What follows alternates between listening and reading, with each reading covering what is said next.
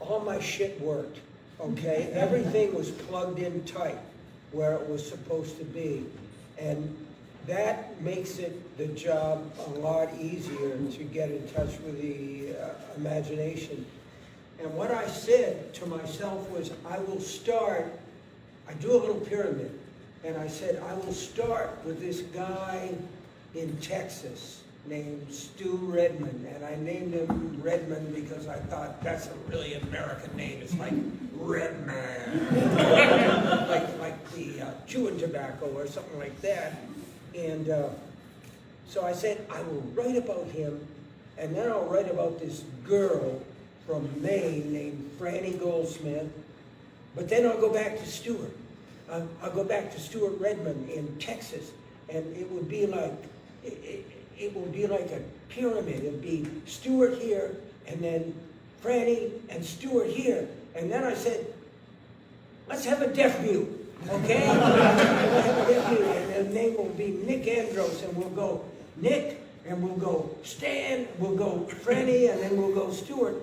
And I kept doing that, and it got to be a point where I said to myself, this is too much.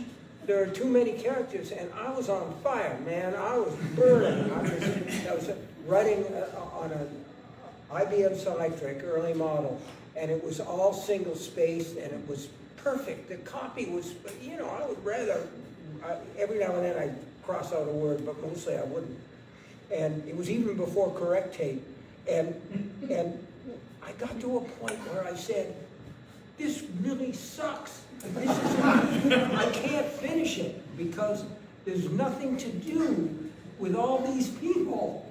You know, I had created this whole, and I got rid of some of them, like the Kid. There was this guy named the Kid, and you know, he got killed by wolves, and that was okay. That was but the rest of the people were all there. And then I read this thing by Raymond Chandler, who said, if you don't know what comes next, bring on the man with the gun. And I thought, what if they put Harold and Nadine put a bomb, and they blew up this whole free zone committee, and they got back to basics. And that's what I did, and so the book actually got done. And that was great, man. It was great. And then Doubleday cut 400 pages.